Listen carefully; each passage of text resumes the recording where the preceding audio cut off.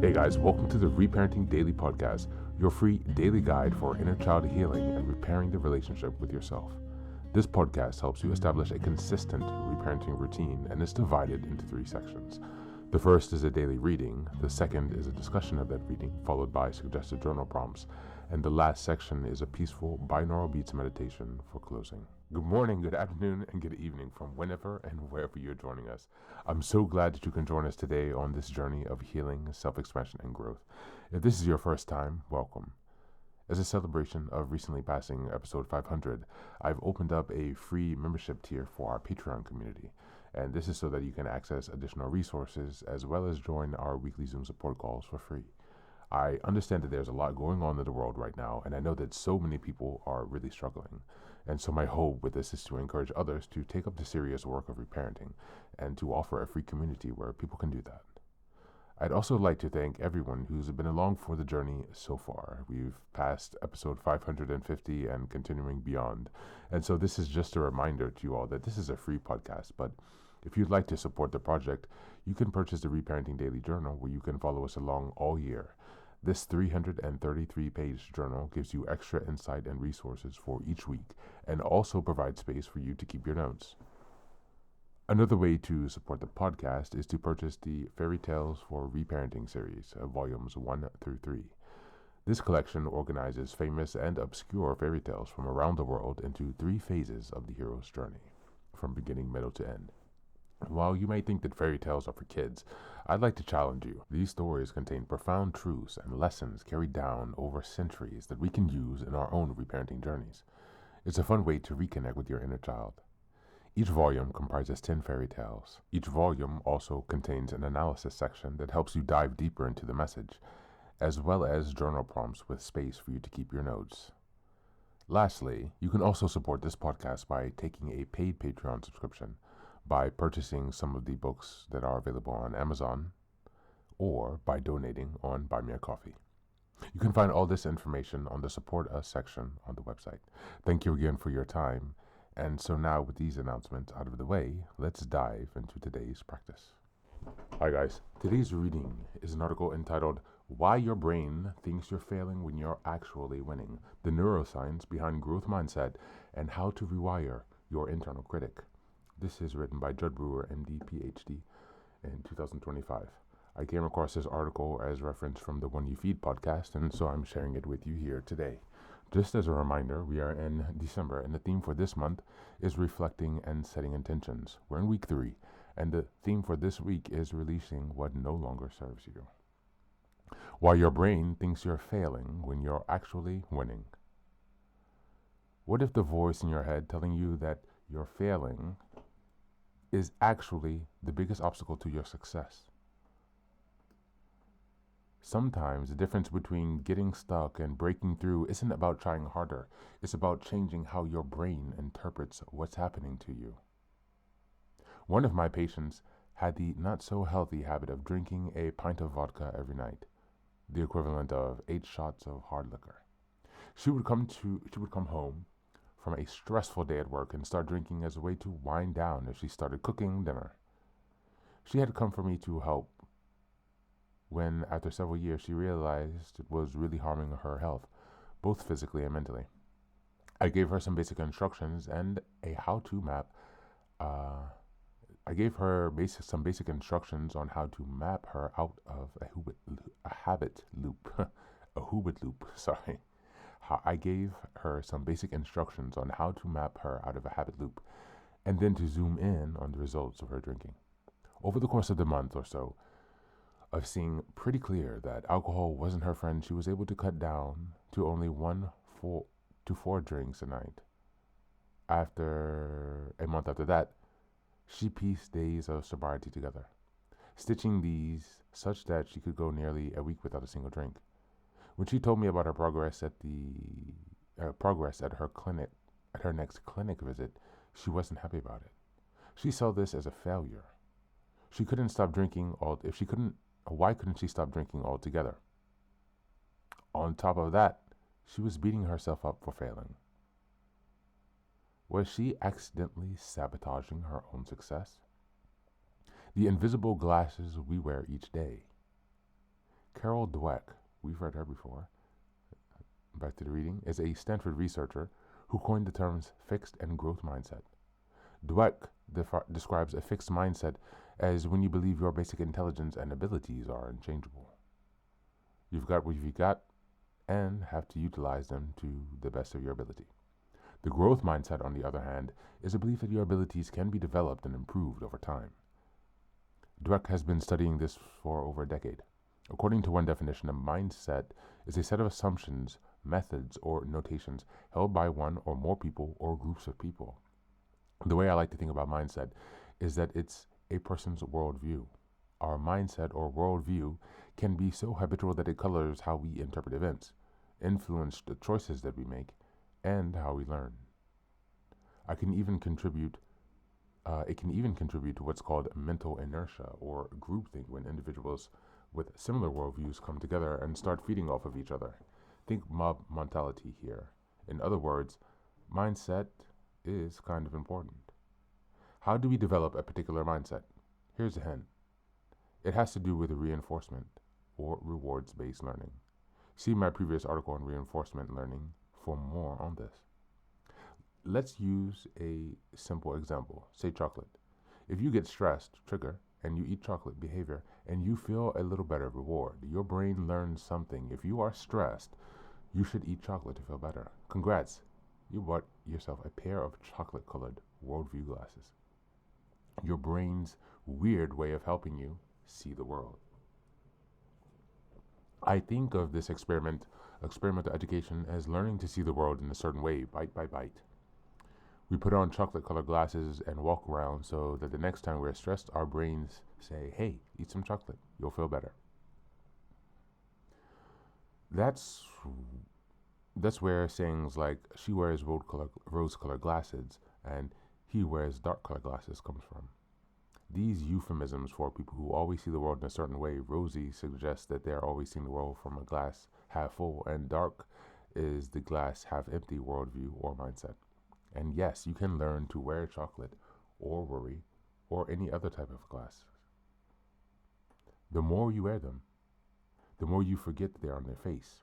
They become part of your identity. So the concept is pretty simple. You learn to see the world in a certain way because of your previous experiences. Each time you do something that reinforces your learning, your lenses of your worldview get a bit thicker. Dweck has mostly studied mindset in education and school settings, but her work is pretty relevant for, well, just about everything we do, because mindset colors how we see the world. She's famous for describing the two types of opposing mindsets that I've mentioned already, fixed and growth. According to Dweck, individuals can be placed in a continuum according to their implicit views of where ability comes from. If you believe your success is based on innate ability, basically what you were born with, you would fit into the category of a fixed mindset. On the other hand, if you believe that progress is based on hard work, learning, and training, you are said to have a growth mindset. What mindset do you identify with most? When your body tells you which mindset you're in, you might not even be aware of your habitual mindset, whether you are on a more fixed or growth end of the spectrum. But you only need to look as far as your behavior goes to get a sense of what it might be. This often becomes very clear when you look at your reaction to failure, for example. A fixed mindset individuals dread failure because it is a negative statement on their basic abilities. It is a reminder of their inherent limitations. On the other hand, growth mindset individuals don't fear or mind failure at all or as much because they realize their performance can be improved and learning comes from failure. This makes sense because if you have a worldview that you were born, which your particular intellectual capacities, for example, every time you fail, it's a reminder of how limited you are. Oh, I can't do any better. This is as good as it gets for me. On the other hand, if you are more on the growth mindset spectrum, you can see failure as a learning opportunity instead of a failure. Let's use an example of walking down the sidewalk. If you are on a fixed mindset and trip on something, you might beat yourself up for being a clumsy person. In the same situation, if you are in a growth mindset, You might say to yourself, I tripped. What can I learn from this? In a growth mindset, you can even question the notion of failure itself a bit. What does it mean to fail? If you learn, does that count as failure? Dweck argues that the growth mindset will allow a person to live a less stressful and more successful life. This also makes sense because in the growth mindset, you're always learning and literally growing from your experiences. In her book Mindset, The New Psychology of Success, Dweck advises if parents want to give their children a gift, the best thing they can do is to teach their children to love challenges, be intrigued by mistakes, enjoy effort, and keep on learning. That way, their children don't have to be slaves of praise. They will have a lifelong way to build and repair their own confidence. I love her phrase, enjoy effort. It's kind of hard to enjoy what is happening when we're clenching our teeth together as we try to force something to change, as we beat our heads against a wall. But what happens when we start getting curious about our experiences, loving the challenges, getting intrigued by the mistakes? Can we grow into a growth mindset? Putting on your growth mindset glasses. You can leverage curiosity to help you move into a growth mindset instead of getting stuck in a fixed mindset. To get a sense of how to do this, explore the following. What does your body feel like when you have a fixed view or are close to someone else's idea of feedback about your own ideas? You might have noticed that it literally feels closed down or contracted, like you're protecting yourself from different information getting in and thereby contaminating your worldview. Interestingly, this may have evolutionary parallels. When you are being chased down and cornered by the proverbial saber-toothed tiger, your job is to close down into a tiny little ball, a small target as possible, so that you can protect your vital organs. What does it feel like when you're in a growth mindset? You are literally and figuratively open to new ideas. You can feel that in your own experience, only in excuse me, the nose is still running a bit from yesterday. Can you feel that in your own experience? Only in growth mindset are you open to learning. So it doesn't take a bunch of therapy, quote, or a semester-long course to check to see which course you are in. Start noticing when you're contracted versus expanded, and can give you concrete and simple signposts for when you're in a fixed versus growth mindset. What happens when life becomes your teacher? What mindset are you actually or habitually in when you fall into an old habit loop that you're desperately been trying to change? When you judge or beat yourself up, of course you're closed down because you're being attacked, even if you're attacking yourself. Here's an example. Back to my vodka drinking patient. How could she move from a fixed mindset, thinking of herself as a failure and unsure that she could quit, to a growth mindset? When my students or patients are suffering under the weight of never-ending anxiety, a stubborn habit, or out of control addiction, I encourage them to see if they can envision these experiences as teachers. Teachers help us learn. When we learn something, we feel good. It's rewarding. Our best teachers do their magic to help open us to seeing the learning and hardship. Even when we're struggling and reflexive, close down or turn away from the pain. At these times, I ask my patients and students to see if they can bow to these moments of hardship as teachers, which helps them open up so that they can learn from them, instead of habitually closing down with the first hint of struggle. When my patient described how she had failed at staying sober for longer than 6 days at a time, she added, "Well, I guess it's 2 steps forward, 1 step back." I asked her what it felt like over the past several months to have learned so much about how her mind worked, and to have gone from drinking a pint of hard liquor a day to getting to stretches of sobriety. "It feels good," she said. In that moment, she was opening and moving into a growth mindset. Then I asked her about those back steps. Was she able to learn something about her habits and herself, something that she might not have learned otherwise, especially if she was stuck in a habit loop of self-judgment and in a fixed mindset? I asked her, if you are learning something if you, sorry guys, if I asked her if you are learning something, does that count as moving backwards? No, I guess not, she said, realizing that learning actually counted and felt like moving forward. Let me close the window, guys. It's a little bit warm today, but I don't want the noise to keep coming. See where to leave off. Then I asked her about those back steps. Was she able to learn something about her habits and herself, something she might not have learned otherwise, especially if she was stuck in a habit loop of self-judgment and in a fixed mindset? I asked, if you learned something, does that count as moving backwards? No, I guess not, she said, realizing that learning actually counted and felt like moving forward. We talked a bit more about all of the process she's already made in a short period of time and how she could bow to each slip up as teachers. Instead of opening to it as a learning experience that could help her move forward. She left my office with a bit of skip in her step, seeing how she could learn from her experiences and at the same time step out of her habit loop of beating herself up. She was almost looking forward to the challenge that lay ahead. I love the quote, running away from any problem only increases the distance from the solution. That is really a good quote. Running away from any problem only increases the distance from the solution. 2 steps forwards and 1 step back becomes obsolete when we stop getting in our own way. All moments move us forward if we are aware and open to learning from them. But it's not always as simple as bowing to moments as their teachers. Not everyone responds to the get curious about your setbacks approach immediately. I've had patients say, Doc, I've been curious about my anxiety for 3 years. I could write a dissertation on it. Now what? And they're right to be frustrated.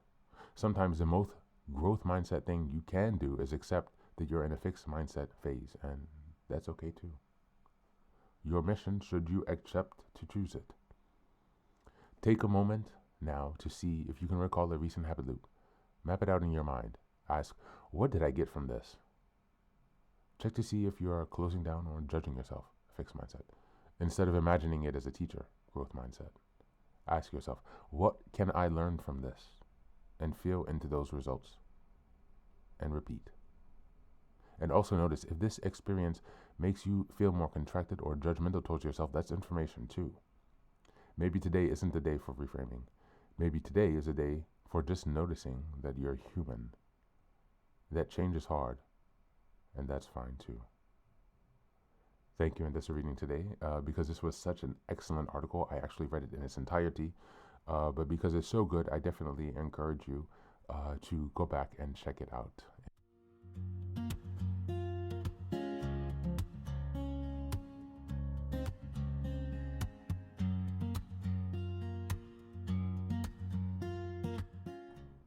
Welcome back. This reading explains how the brain's learning system can mistakenly label progress as failure.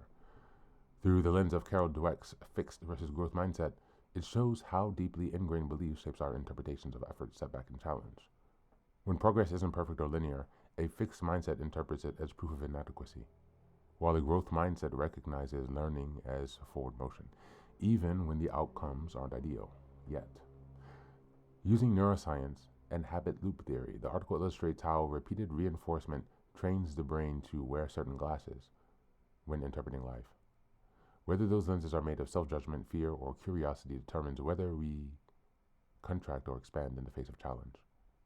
The nervous system itself signals which mindset we're in. Contraction and self-attack signals a fixed mindset, while openness and curiosity indicates a growth mindset. Importantly, the internal critic often appears during moments of real challenge, not failure. The most powerful reframe offered is treating hardship, setbacks, and even relapse as teachers. When struggle is met with curiosity rather than judgment, learning becomes rewarding instead of demoralizing. Progress no longer depends on perfection, but on awareness. Even recognizing that you're stuck in a fixed mindset becomes a form of growth. The reading emphasizes compassion over force. Sometimes the most growth-oriented response is simply acknowledging that being a human is hard and that learning is still happening. As we go into the journal prompts for today, number 1, where in your life might you be interpreting learning or partial progress as failure? Number 2, How does your body feel when you criticize yourself versus when you approach challenges with curiosity? And number 3, what recent setback could you reframe as a teacher rather than a verdict on your worth or your ability? That's it for today. As always, thanks for being here. Take care of yourself, and please do be well.